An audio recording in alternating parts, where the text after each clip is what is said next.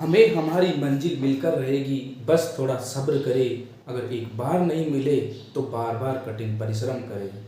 Hello दोस्तों, आज हम पढ़ेंगे प्रश्नावली नंबर 3.2 का क्वेश्चन नंबर 6, जो कि आपके सामने है। एक रैखिक समीकरण 2x प्लस 3y माइनस 8 बराबर 0 दी गई है। दो चर में एक ऐसी और रैखिक समीकरण, देखो ये तो दी हुई है, एक और रैखिक समीकरण लिखनी है। उसके लिए लिखिए ताकि प्राप्त युग्म ज्यामितीय निरूपण जैसा कि उसके लिए कुछ कंडीशन दे रखी है। अगर प्रतिच्छेद करती हो रेखाएं, पहला है समांतर रेखाएं हो, दूसरा है और एक संपाती रेखाएं हो, तीसरा है। तो मैंने अनुपातों के मध्य, गुणांकों के अनुपातों के मध्य संबंध बताया था, उस पर निर्भर है ये प्रश्न। देखते हैं हल। सवाल नंबर फर्स्ट, यदि रेखाएं प्रतिच्छेद करती हो,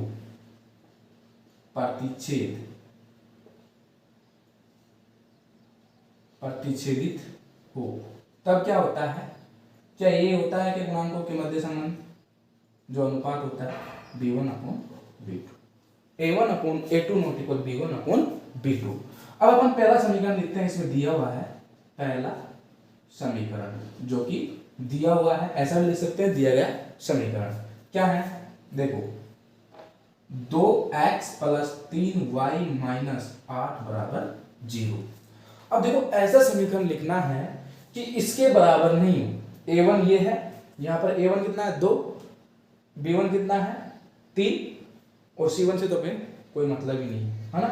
तो देखो a2 जो है a1 के बराबर नहीं है, ठीक है, और b2 जो है b1 के बराबर नहीं है, ठीक है। तो ऐसा लिख सकते हैं क्या? दूसरा समीकरण ऐसा करते हैं, इन्हीं को चेंज कर देते हैं, इन्हीं को चेंज कर देते हैं। a1 की जगह पर 3 ले लेते हैं और b1 की जगह, वो a2 की जगह पर 3 ले लेते हैं और b2 की जगह पर 2 ले लेते हैं। देखो ऐसे 3x प्लस 2y माइनस, यहाँ पर आप कोई सी भी संख्या ले सकते हो, माइनस 8 ले सकते हो, और कुछ आपके जच रही है तो कोई सी भी ले सकते हो, कोई प्रॉब्लम नहीं है, ठीक है। तो देखो इनका अनुपात देख सकते हो आप यहाँ पर, यहाँ देखो, वैसे ये उत्तर हो गया आपका। यहाँ आके देखो 2/3 नॉट इक्वल 3/2 नॉट इक्वल होता है, सही है। तो यहाँ पर a1 का मान तो कितना था 2 और b1 का मान कितना था 3, लेकिन यहाँ पर a2 का मान कितना हो गया 3 और b2 का मान कितना हो गया 2, ठीक है दोस्तों। और इसी कुछ भी ले सकते हो आप, ठीक है। ये हो गया आपका पहले का आंसर, ठीक है दोस्तों। ये है आपका दूसरा समीकरण, आपने लिख दिया है दोस्तों, और कुछ भी नहीं करना है इसमें, ठीक है, 1 नंबर में आ सकता है। अब आगे चलते हैं दूसरे सवाल पर। ये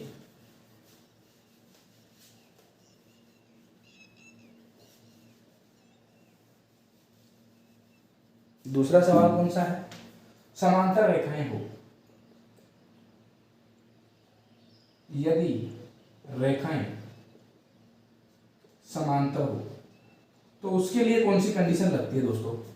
तो उसके लिए आपको अनुपात जो है, चूंकि ये अनुपात दे रखा है क्या a1 upon a2 b1 upon b2 equal रहेगा, लेकिन नॉट इक्वल रहेगा c1 अपॉन c2। तो दोस्तों अपन को a1 अपॉन a2 और b1 अपॉन b2 बिल्कुल ऐसा का ऐसा रखना है, मतलब x का गुणांक और y का गुणांक तो ऐसा का ऐसा रखना है। चेंज क्या करना है? सिर्फ c2, ठीक है दोस्तों, c1 की जगह c2 को चेंज करना है। पेन कॉपी लेके बैठिए, आपके ढंग से समझ में आएगा, और अगर समझ में नहीं भी आता है तो एक बार और देखिएगा, 100% आपके समझ में आ जाएगा। और अगर कोई प्रॉब्लम हो तो प्लीज़ कमेंट में बताइएगा, मैं उसको भी हल करने की कोशिश करूँगा। देखो ये है पहला समीकरण, वही उसी तरीके से होगा जैसे पहला हुआ था। पहला समीकरण क्या है? देखो दोस्तों ये है ना 2x प्लस 3y माइनस 8 बराबर 0। तब दूसरा समीकरण कैसा लिखना है? बिल्कुल ऐसा ही लिखना है, a1 और b1 का मान a2 और b2 के बराबर होना चाहिए। तो वैसे के वैसे आ जाएगा 2x प्लस 3y, ठीक है, बराबर हो गई। लेकिन नॉट इक्वल सी तो माइनस कुछ भी लिख सकते हो, 7 8 को छोड़ के कोई सी भी संख्या आप लिख सकते हो, ठीक है दोस्तों। ये हो गया आपका आंसर। अब ये देखो कौन सा, 3/3 और 8/, -8/-7, तो यहाँ से प्लस तो जाएगा लेकिन ये इसके बराबर नहीं रहेगा दोस्तों, ठीक है। अब बात करते हैं तीसरे सवाल की। तीसरा सवाल क्या है दोस्तों, समपाती रेखाएं, यदि रेखाएं समपाती हो, ठीक है दोस्तों। तो समपाती के लिए या तो यही समीकरण रख दो, लेकिन ये समीकरण रहेगा तो कुछ प्रॉब्लम आ सकती है। किसी निश्चित संख्या से गुणा करके समीकरण वही रहेगा, क्योंकि निश्चित संख्या से गुणा करेंगे तो निश्चित संख्या से कट भी सकता है, ठीक है। तो चूंकि गुणांकों का अनुपात क्या होता है, a1/a2 = b1/b2 = c1/c2, ठीक है दोस्तों। तो ऐसा कह सकते हैं क्या कि पहला समीकरण क्या है, 2x + 3y - 8 = 0। तब दूसरा समीकरण भी ऐसा ही होगा, लेकिन निश्चित संख्या से गुणा कर दो, 2 से कर दो, 3 से कर दो, 4 से कर दो, 5 से कर दो, किसी से भी कर दो, एक निश्चित संख्या से गुणा करके दूसरा समीकरण ला सकते हो आप, ठीक है दोस्तों। दूसरा समीकरण मैं 2 से कर रहा हूं, 4x तो 3 × 6y - 8 × 16 = 0। अब देखो इसको समझो, a1/a2 कितना आएगा, 2/4, तो कितना हो जाएगा, 1/2। b1/b2, ठीक है दोस्तों, कितने हो जाएंगे, 3/6, वही 1/2।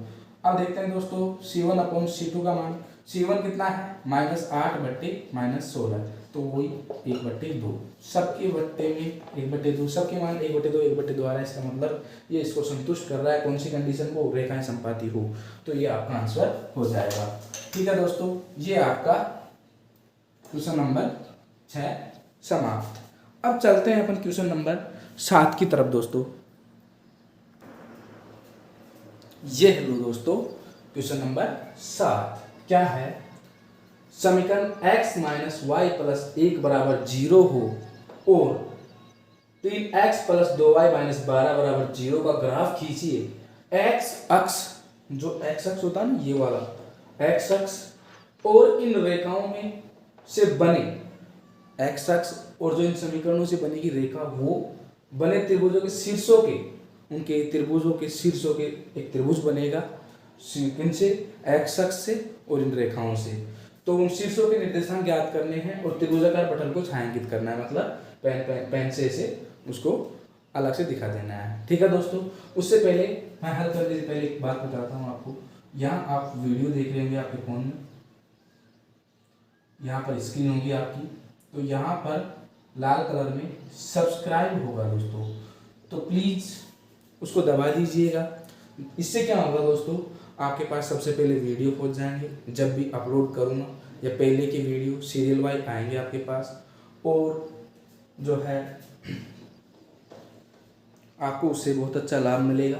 आप कॉपी बनाइए, जैसे आप स्कूल में बनाते हो वैसे कॉपी बनाइए, कोई वो नहीं है, सारे क्वेश्चन मैं करवाऊंगा। और अगर कोई और भी डाउट हो तो प्लीज़ कमेंट में बता दीजिएगा। अब देखते हैं हल इसका, ठीक है दोस्तों।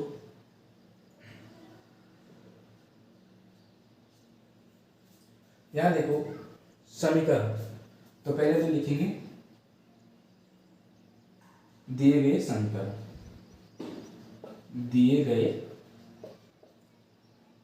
समीकरण कौन कौन से हैं दोस्तों, x - y + 1 = 0, इसको मैं समीकरण नंबर फर्स्ट डाल देता हूं दोस्तों। अब दूसरा क्या है, 3x + 2y - 12 = 0, इसको मैं समीकरण 2 डाल देता हूं दोस्तों। अब इसको ग्राफीय विधि से हल करना है, क्योंकि ग्राफ बनानी है, यहाँ पर छायांकित हो रहा है, शीर्षों के निर्देशांक बताना पड़ेगा, तो अपन ग्राफीय विधि से इसे हल करेंगे दोस्तों। तो पहले समीकरण फर्स्ट के लिए ग्राफीय सारणी। ठीक है दोस्तों, या फिर आप समीकरण फर्स्ट से लिखोगे तो भी कोई प्रॉब्लम नहीं है। अब देखो, यदि समीकरण फर्स्ट कौन सा है, x माइनस वाई प्लस ए, तो ऐसा करते हैं, इसको इधर ले लेते हैं y को, क्योंकि माइनस का है प्लस में हो जाएगा और x प्लस एक बच जाएगा। तो ऐसे लिख सकते हैं क्या, x माइनस वाई प्लस एक बराबर 0। तो इस y को इधर लिया तो x प्लस एक बराबर y बचा। तो y बराबर, इसको दोस्तों ऐसे लिख सकता हूँ, कोई प्रॉब्लम नहीं है, इसको ऐसे भी लिख सकते हैं, क्योंकि सिर्फ जो तुला होती है उसको ऐसा पलटा है। ठीक है दोस्तों, कोई वो नहीं है इससे। तो क्या लिख सकते हैं इसको, x प्लस एक y के बराबर में। अब देखो, दोस्तों, यदि x बराबर, मैं अगर माइनस एक मान लूँ तो y का मान 0 हो जाएगा क्या दोस्तों, बिल्कुल सरल है। यदि x बराबर माइनस एक हो तब y बराबर माइनस एक प्लस एक कितना हो जाएगा, 0 हो जाएगा दोस्तों। अब देखो दोस्तों, यदि x बराबर एक मान लेते हैं दोस्तों हो, तब y बराबर एक प्लस एक बराबर 2। अब दोस्तों ये देखो, यदि 3 लेना है, x बराबर 2 हो तब y बराबर दोस्तों कितना हो जाएगा, 2 प्लस एक कितना हो जाएगा दोस्तों, 3। ठीक है, अब अपन यहाँ पर क्या बना लेते हैं, इसकी सारणी। देखो दोस्तों, ये इसकी सारणी बन जाएगी।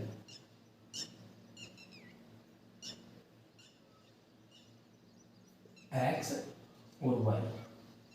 ठीक है, तो यहाँ पर x का मान जब माइनस एक था तब y का मान कितना था, माइनस एक प्लस एक 0 हो गया था। ठीक है, यदि x का मान एक था तब y का मान कितना था, 2। जब x का मान कितना, 2, तब y का मान कितना, 3। ठीक है दोस्तों, ये हो गया। उसके बाद देखो क्या करें, समीकरण 2 से, या समीकरण 2 के लिए ग्राफी सारणी। अब देखो समीकरण 2 क्या है, 3x प्लस 2y माइनस 12। तो ऐसे करते हैं कि 2y बराबर 12, इधर क्या आ जाएगा, माइनस का प्लस में आ जाएगा और ये प्लस का माइनस में आ जाएगा। तो क्या ऐसे हो जाएगा, 2y बराबर, ये माइनस का प्लस में आ जाएगा और ये प्लस का माइनस में, तो 12 माइनस 3x। ये कहाँ से आया दोस्तों, पक्षांतरण करने पर माइनस का तो प्लस हो गया, तो प्लस का आ गया, ये प्लस का था ये माइनस में आ गया। ठीक है दोस्तों, तो y बराबर कितना है दोस्तों, y बराबर 12 माइनस 3x बट्टे 2। ठीक है, ये तो आपके पास किसका मान आ गया, y का। थोड़ा नीचे से आपको दिखिए आएगा। आप देखो,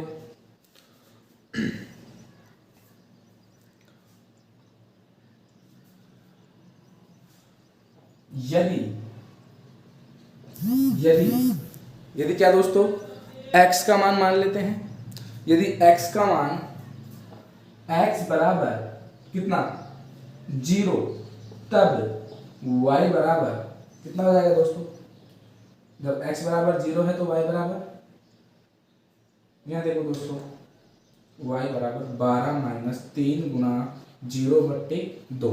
तो देखो दोस्तों, 12 बट्टे 2 को 3 गुना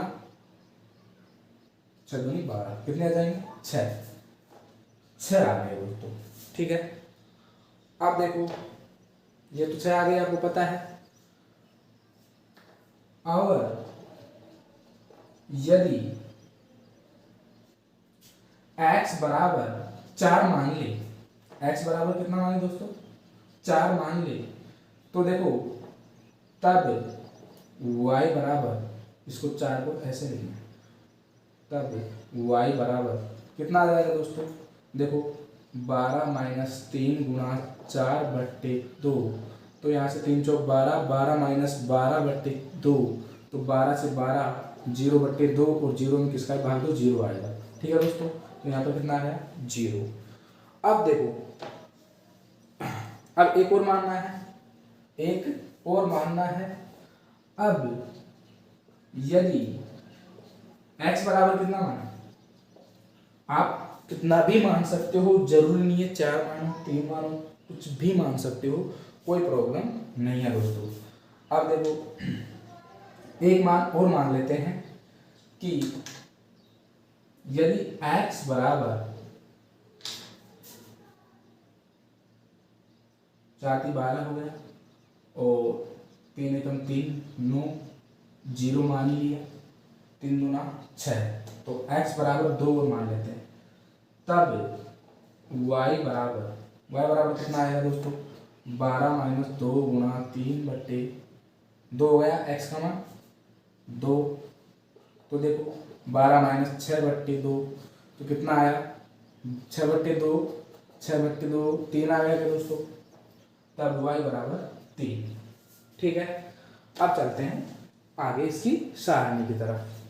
अब बनाते हैं अपन सारणी। तो सारणी देखो दोस्तों कुछ इस तरीके से बनेगी।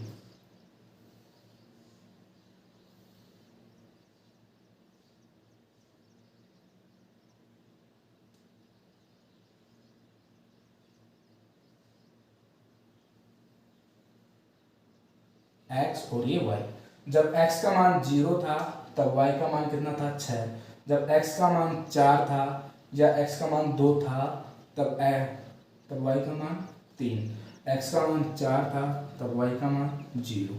ठीक है दोस्तों, ये बन गई एक सारणी, दोनों समीकरणों की सारणी बन गई अपने पास दोस्तों। अब अपन को क्या करना है, इसमें ग्राफ बनानी है इन समीकरणों की सहायता से, इन सारणी की सहायता से। ये देखो दोस्तों, ये बन गई आपकी ग्राफ। देखो यहाँ पर पैमाना मानना पड़ेगा। अगर एक बड़ा खाना ग्राफ पर आप एक इकाई के बराबर ले रहे हो x अक्ष में और y अक्ष में, तो लिख देना x और y अक्ष पर एक बड़ा खाना बराबर एक इकाई।